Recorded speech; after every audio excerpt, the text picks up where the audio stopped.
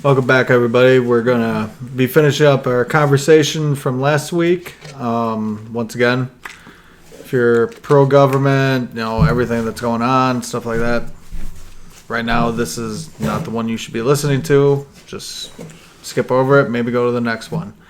But on that note, welcome back to K-Tales, because apparently in the last episode, I just sit and listen and Kyle did all the talking.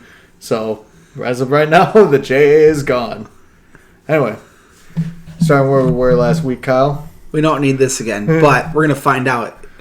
If it lands on my name, it is K-Tales. If it lands on his name, we're back in business, baby. It's Jimmy! We're back in business! I'm going to try and not get all emotional and heated. We're going to try to get back on the original question of why the government doesn't want the individual American to succeed.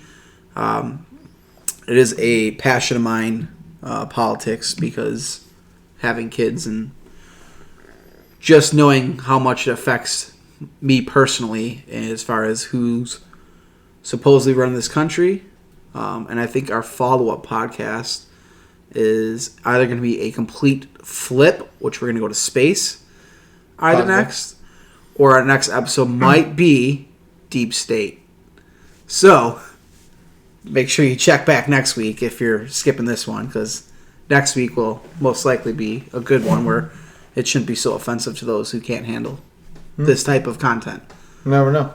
I mean, at one point, I wouldn't mind discussing religion with you. It'd be a fun one. We should do religion next week.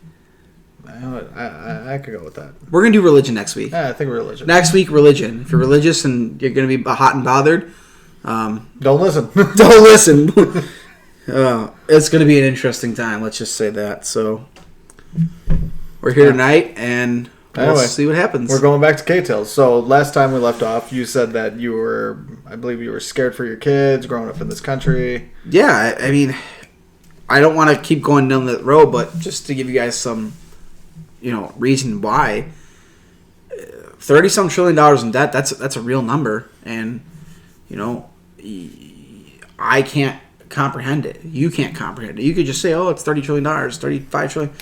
We can't comprehend it. My kids aren't going to be able to comprehend it. And they're probably never going to see in the billions again of deficit, yet alone, potential bankrupting of a nation, potential World War III could be a huge potential if we can't pay back just our daily interest on the loans that is astronomical. We're fighting inflation. There's just so much going on right now in this country, and it kills me to know that for my kids to succeed, their chances of success have dramatically been reduced by poor government policies and poor administration making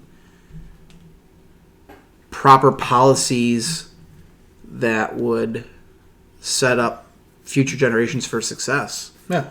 But see, I think that also stems down to, like what I said before, in the last podcast, the government wants you to move out, be on your own, have family, all that stuff.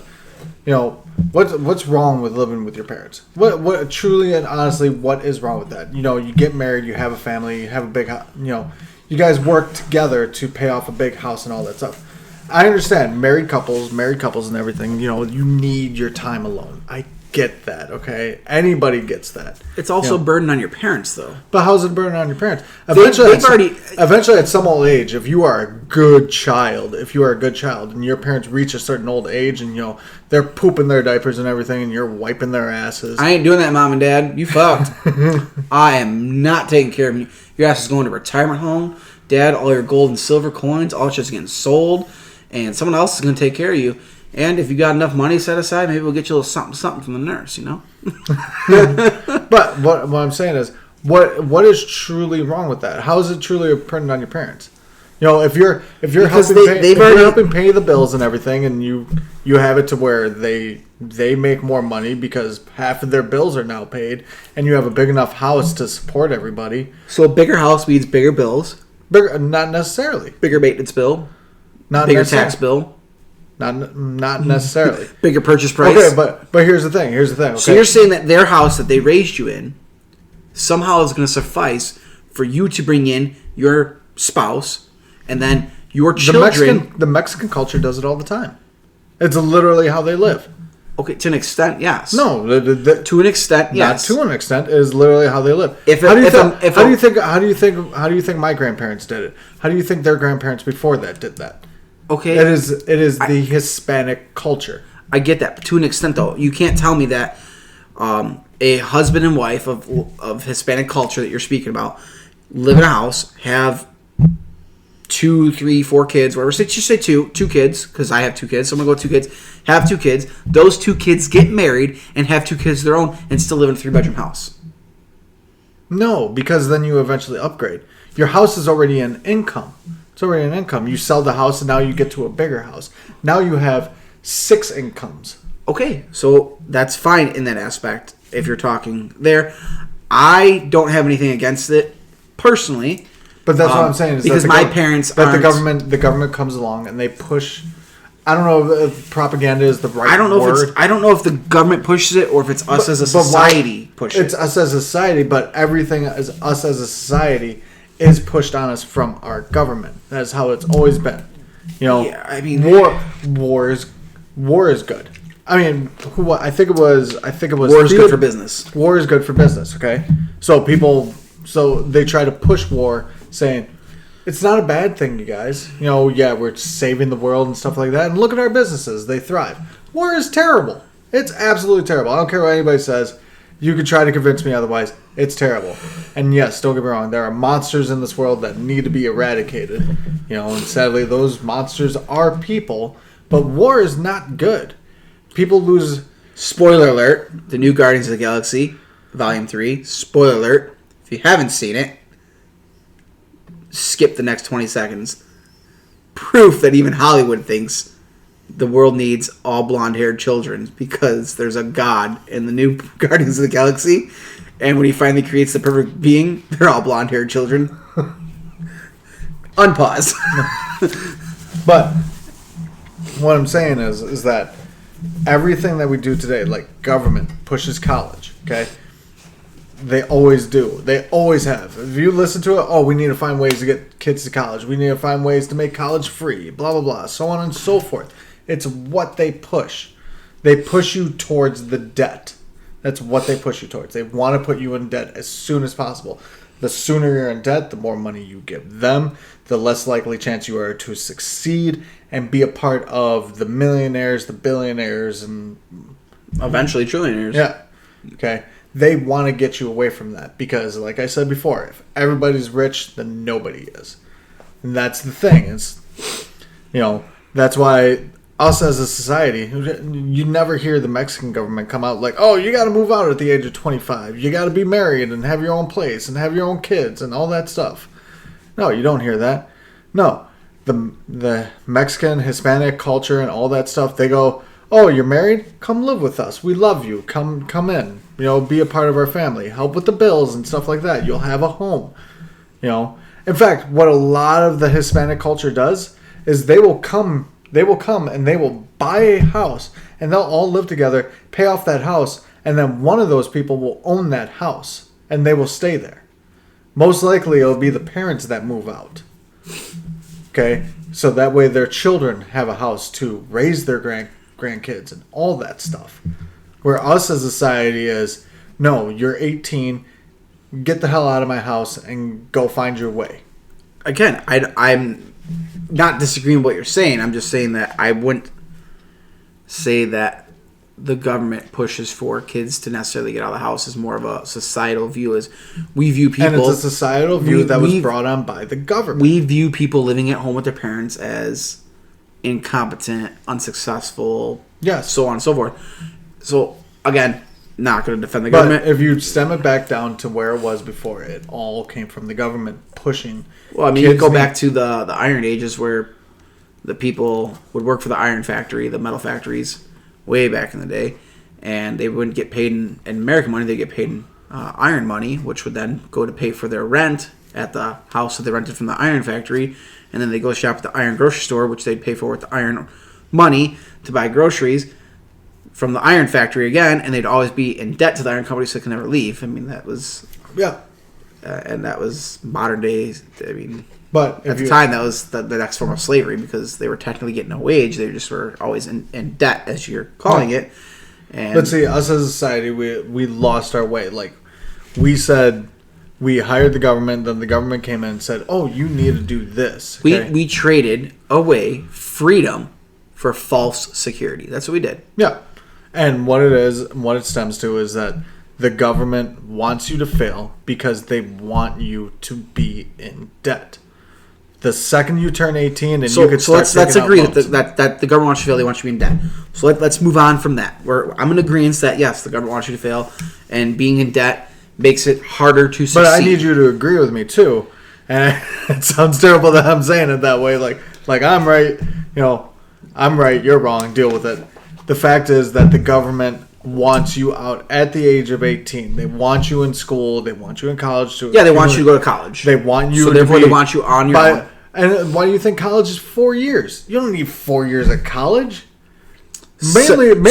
Some. Okay. I don't want a doctor who went and got into a fucking online course trying to do surgery on my heart. You're right. But think about it. Like, I've never been to college. I wanted to, and I'm really glad I never did because now I'm not in, an astronomical debt. But hey, I'll be out of my student loans we paid off this year after 6 years of going to college. yeah, and look at that. I never went to college, and I don't have student loans, so suck it. No, but what I'm saying is that they want you in college, so that way you get that debt. Okay, that's why college is 4 years, because at the end of 4 years, now you're gonna have your job, you're gonna have a small little base, but you're still paying your debt off to the bank.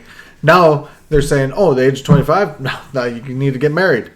You gotta get married, which is gonna cause you more debt. Why? Why does it cause you more debt? Because now you're gonna take out a loan. Because most likely, let's be honest, your wedding, happiest day of your life. I met the woman of my dreams. I'm getting married. So it's gotta be a party. There was a study done about that, and I watched the woman on, I believe it was TikTok or Instagram, did her a little video about it, that the more you spend on the wedding equates to the more likelihood your marriage will fail. If you spend more money on a wedding, your marriage is more likely to fail because, like he said, you're taking out a loan, you're putting yourself in debt, which puts financial strain on your relationship, and that then destroys a marriage.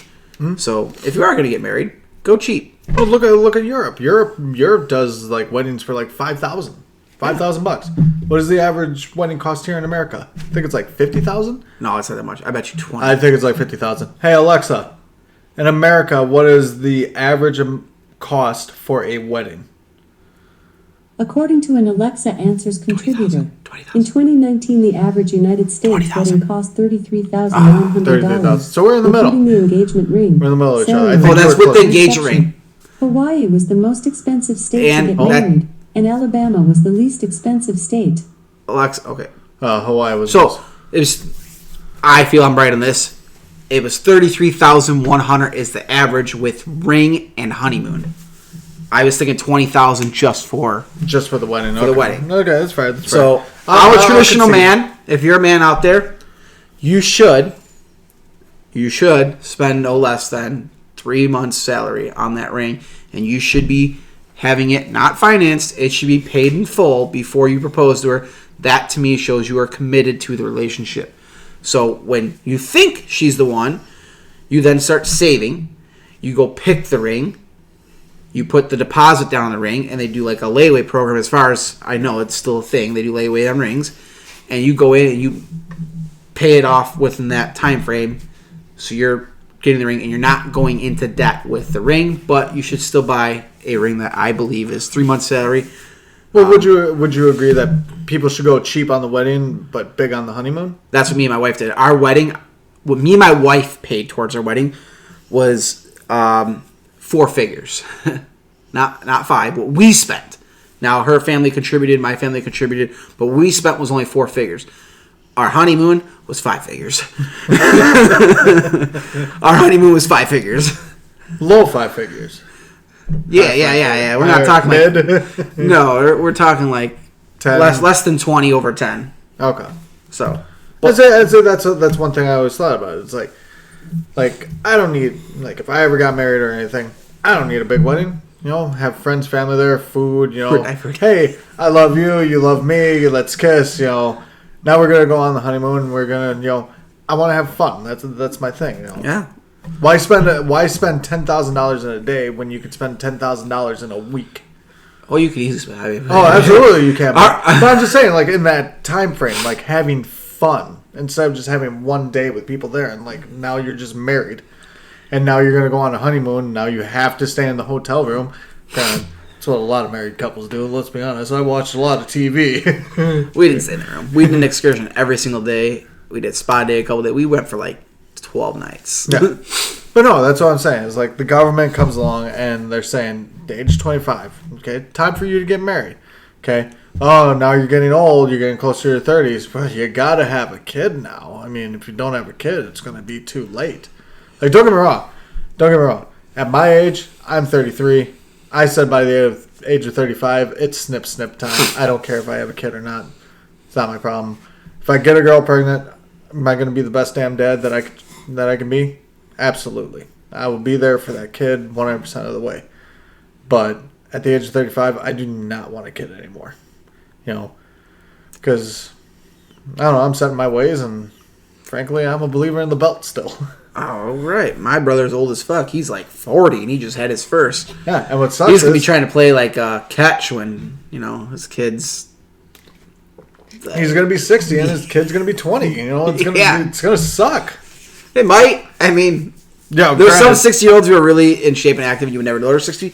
And there's some 60-year-olds who look like they're 90. I'm going to tell you right now, I'm not going to be that 60-year-old that looks like he's, I would say, because I know you and I love you, and we're off topic from this whole podcast episode yet again, you're starting to see a pattern here. I would say give yourself, I think 40, you think 35. I say split the difference. Give yourself to 38 and then snip. No, I've already made my decision. What about Make-A-Wish? Do you guys remember Make-A-Wish? We remember Make-A-Wish. She can't have babies anyway. It doesn't matter. She done? No. Yeah, sure. Her tubes are tied. Untie that shit. Reconnect it. Resolder it. I don't know. I'm not a doctor. Oh, apparently her last pregnancy almost killed her. So let's not do that. I don't want to be raising a kid on my own because I would be like... I mean, Make-A-Wish is called Make-A-Wish because she's only got a couple years left. So maybe Make-A-Wish can make your wish come true. You're taking her to Disney. She can give you a baby. No, it's not a wish. That's not a wish. You don't want to be a dad? No. All right, adopt. No. All right, next subject. Listen, as rude as this is going to sound, okay, you're going to hit that button after I say this, okay? If the parent didn't want that kid, why do I want it? Don't be rude. Okay. But what I'm saying is that's where the government aims for, is just to keep you in debt, okay? Where you told me once before, if I had no debt and I made, how much, $1 a year? No. So, I don't know if it's still true, but at one point in my lifetime, my adult lifetime, if you owed nothing to anybody and you had $10 in your bank account, all your bills were paid and you had $10. So you had no mortgage, no car payment, no credit card, no student loan, your gas, electric, cell phone, all that stuff was paid for the month, and you had $10 in your bank account, you were in the top 1% in the country as far as physical wealth. Because while people like Elon Musk, Jeff Bezos, Warren Buffett are billionaires, they also carry billions of dollars in debt. So they don't make enough in a year to pay off all their debt. And that's the misconception. You think that someone's a billionaire, that they make $1 billion a year. No, they don't make $1 billion a year. Their net worth is $1 billion or $5 billion or $60 billion or whatever the fuck it is now. So there's a huge difference there. But back to the government, because we are diverting a lot, and I'm going to try not to be so passionate about this. Yes, keeping people in debt, keeping people uneducated, removing fathers from homes, them are all things that I feel the government plays a role in. Forcing...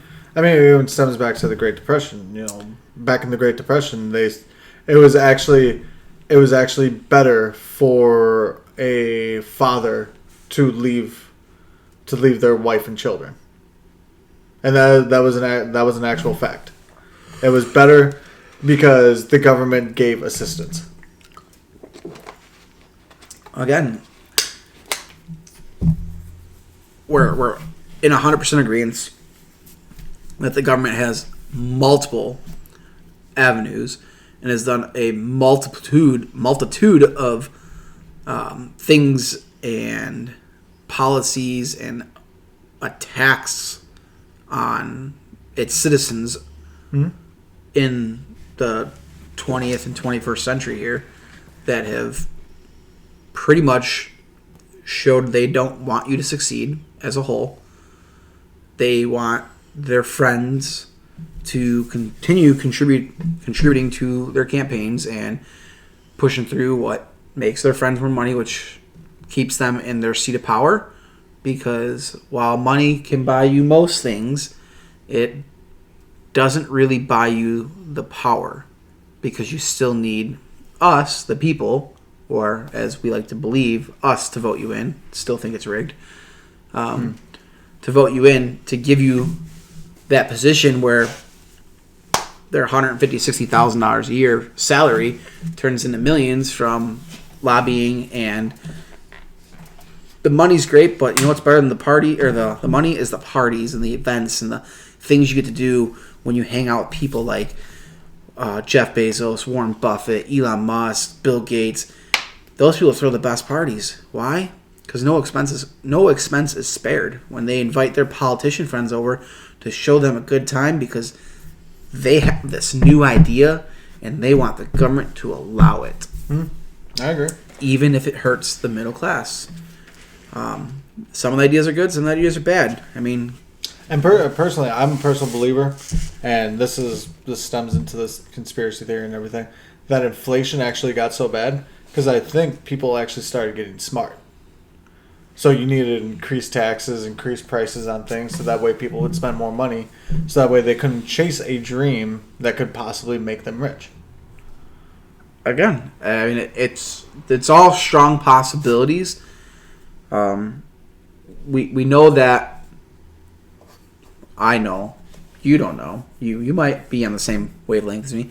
We know there's a deep state. We know that politicians are put in by corporations and other world leaders and other elitists around the world all come together to make the rules for the peasants, the normal folk, the working class, the middle class. We are under the the weight of the hammer.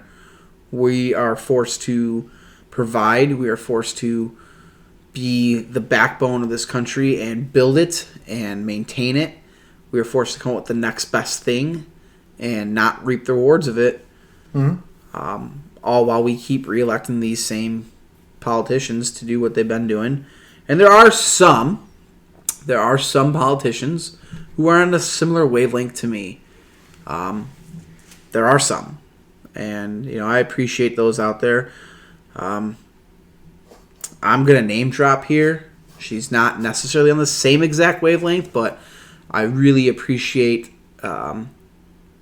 what she has to say. So if you kind of liked the last episode and this episode, I highly suggest checking out Candace Owens.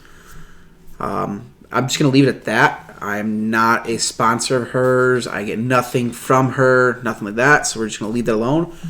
Just, if you liked last episode and this episode, someone who's got a similar, maybe not the same, or I guess some similarities in beliefs, check her out. But I really think we are coming to the time when we, the people of this country, need to decide in a manner hopefully much more civil than the Boston Tea Party, and a manner that can get our country back on track. Because while money is fake, it's not unlimitedly fake. I don't know if that's a word. No. I mean, it's two words that you put together. Yeah. So there's not an unlimited amount of the fake money. And our politicians believe that there is. And the reason they believe that is what happens every year. We hear about it now. Oh, we need more money for budget increases. We're just going to raise our debt ceiling. No. But see, that's where I think it needs to come down to a vote. If we really need this, you work for us. So technically, you are the boss. I'm the boss. Okay. We're all shareholders in this country because we all pay into it. we shouldn't have just people that we think. It's not like I'm not going to go up to my CEO of my company and go, well, I work for you, sir, but here are the new rules, and you have to abide by them. I'm not going to walk up to him and be like, yeah, I think I need more money, so you're going to give me more money. It's not how it works at a corporation. America's a business. It is. Okay? And that's why the CEO, he's going to make the decisions. He's the one that does the voting. Okay? He's in charge. I work for him, and then I abide by it. Okay? The government works for us. Okay? So if they come up with an idea, they need to present it to us, and we need to vote on it. That's what we need to do. And that one turns out to be a majority vote. For sure, a majority vote. Not, California, Wisconsin is swing state. On that, I'm just going to piggyback. Would you say majority of the people in this country would rather see all electric cars over all gas cars? Oh, gas all the way. Majority of the people. Yeah. You think majority of people in this country? I think majority of people would do gas. I don't. I think majority of the people would prefer an electric car. No. And I say gas. And the reason why I say gas, because a lot of things run on gas. We're just strictly talking cars. I know. Okay. Majority of people, I think. Okay. As someone who has both, I have both, and again, Republican, conservative. I know you have both. I know you have both. I think they both serve a purpose. I don't think having an entire gas fleet in the country is a great idea. And I don't think having an entire electric fleet is a great idea. Actually, that's a really shitty idea. We don't have the infrastructure for it. There's a lot of problems with it. I think in a two-person family, husband, wife, spouse, whatever you are, it makes sense. But if you stem it down to certain things, it makes sense to have one of each because you'd have the one. But not even that. Think of how many charging stations are out there compared to gas stations. I get Think that. of all the things I just said we don't change. have the infrastructure for it. We don't. That's why we never push for it. Yeah. In my brain, I think that you are a single man. You would only have gas. That would only ever make sense for you to use gas. Me, it makes sense to have one of each. Someone else in a similar situation, it would make sense to have one of each. If you have a set commute to drive, like my wife. X minutes there, X minutes back. Well within. She can go to and from work the entire week without recharging her car. Okay? Now, while that car charging may cost the same or less than gas, it doesn't matter. It's slightly better for the overall environment. Slightly. Is it? Because slightly. Because of all the lithium and the nickel and all that is much harder than the petroleum. I mean, but the pollution aspect, for air pollution, sure. Yeah, that's it. I said slightly. But if you look at the actual planet pollution, I was listening to a podcast the other day. I don't remember exactly, but they were talking about it. And I know mining for it is terrible, and we don't have enough. It's not even that. It's not even just mining for it. I think some of the stuff that we need for it too, it comes from slavery. Oh, yeah, all the nickel in Africa is mined by slave children. Yeah. Yeah. Again, Americans. Hey. This is what's great about us. We clearly don't give a fuck about the rest of the world when it comes to slave child labor, because your Nikes are built in sweatshops. Your batteries, all your battery ingredients come from Africa, fucking mines and slave children. But God forbid Russia invades Ukraine, we gotta send them everything. God forbid that adults can't defend themselves, but it's okay to enslave children. Glad that's how we view this country. Glad that's our political stance on it. They're weak and feeble, Yeah. They don't fight back. I would rather watch Ukraine burn than let child slavery happen. Yeah. Call me a monster. Yeah, but the problem is too with that, and now we're digressing again. Yeah, but just a little quick tidbit, I don't know if it's true, I don't know if it's false, but Putin came along and he's just like, and aim dropping. No, but Putin came along and he's just like, hey, my soldiers, what I want you to do is I want you to go to sandboxes and I want you to dig out a little bit, put some bombs in there, and wait for children to go play. I'm staying out of the whole war thing because I have a very, very different view on it. I think it's dumb. I think it's just stupid. We're on the brink of World War III because of it. It's a whole nother topic, and so- hopefully we never see it. But we're never going to talk about it because I don't look into it enough. Because frankly, It's a where depressing- we are as a human society, the fact that we still have war is just dumb. It really is. The fact that we can do so many things and we think to ourselves, I need this land. Like, that's dumb. That's the dumbest thing in the world. It's like, why do you need to come over here, Russia, and take Ukraine? You know, why? What's the point? Why can't we all just get together, sing Kumbaya? I have my answers to all of them, but we're not going to. But you get what I'm saying. Like, we're so technologically advanced as a human. Because Russia's a fucking wasteland. Yeah, but They need so much import. So to grow an empire to get some of the things to keep their costs down versus I get, you're right, you could trade, but it's a wasteland. Yeah. You know, It's but the fucking frozen Siberian tundra, blah blah blah blah of the world. Like, yeah, but they have bears. they have vodka. They have vodka.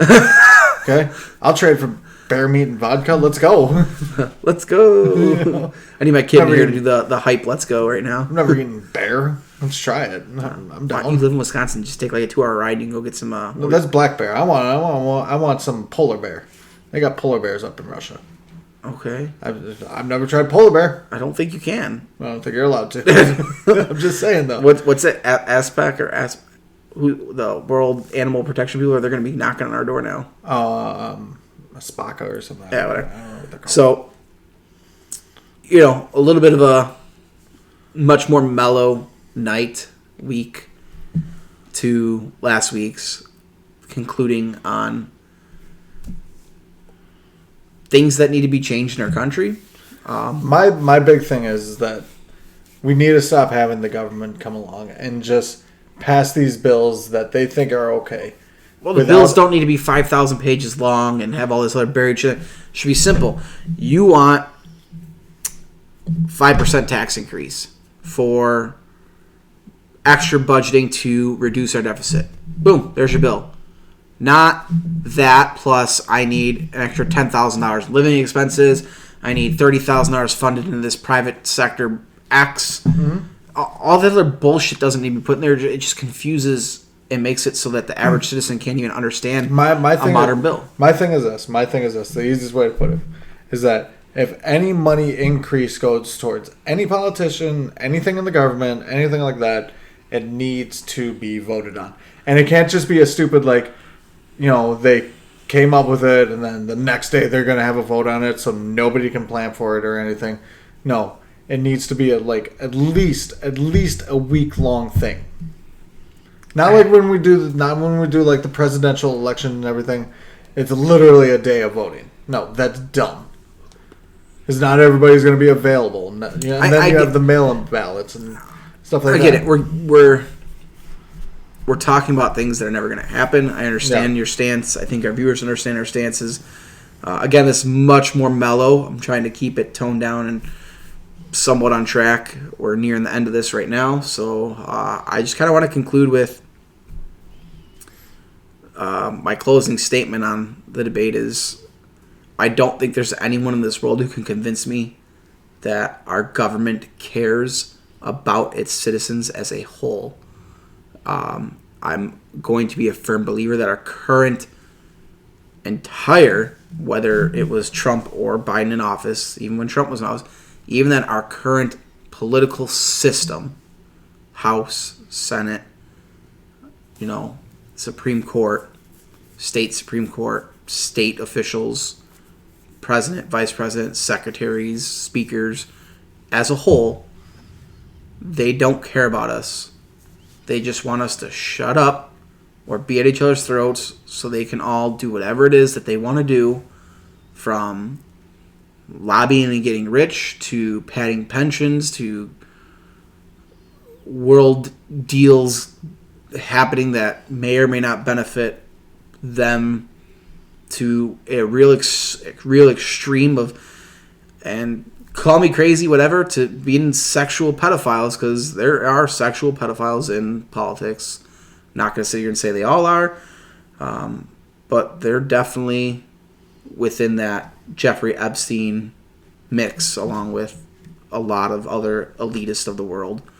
And it's just sad that there are people, citizens, I don't care about the rest of the world in this aspect, there are citizens of this country that think their government is truly for them and truly there to better benefit the United States as a whole, when I just don't see it. And I haven't seen it my entire life. And it's sad that I have kids and they're going to have to grow up in a wasteland of a world at some point. Just struggling just to make $1. I hope it's not $1, but You know what I mean? You know what I know what the saying, I know what you mean. So on that note, we're going to end tonight, unless Jimmy has anything he wants to say to this. Maybe I'll say the this Jack Tails much. back to the mix instead of Kyle Tails. I'll say this much, and this is for our viewers. You know, if there are any listening out there, you know, it's fine if you're 18 and you don't go to college. I never went to college, and I make 6 figures. Okay, I work my butt off for it. You know, I do a trade job. It's what I do. Okay. He drives around rich people. That's basically it in a nutshell. Yeah. Okay. Grind for your money. You don't have to follow the way society tells you to do it, because I'll tell you right now, it's just going to put you further in debt. And for the rest of your life, you may struggle. You may struggle, and it's the last thing you want to do. Okay? Grind. Make your money. Work hard. You know, invest. All the things you need to do to put yourself ahead for a better future. I'm 33 and I started late, and right now I'm struggling even with my 6 figures to figure it all out. You know, if you got a girl and she's a good girl and everything, you know, that doesn't mean break up with her. You know, just know that, you know, you have a future with her, that, you know, you guys can build together. 2 incomes is better than 1. It's true, but you know, just because you're making 2 incomes does not mean you won't struggle, because one of you could be a spender. You know, what I'm saying is work hard, grind, use your money smartly. Okay? Billionaires, millionaires, and all that stuff, before then, they were working hard, they were grinding, they weren't out drinking, partying like crazy. You know? So, do what you need to do to get ahead and prepare for your future. Okay, don't start late. But on that note, you guys have a good one. Like, follow, share, and subscribe.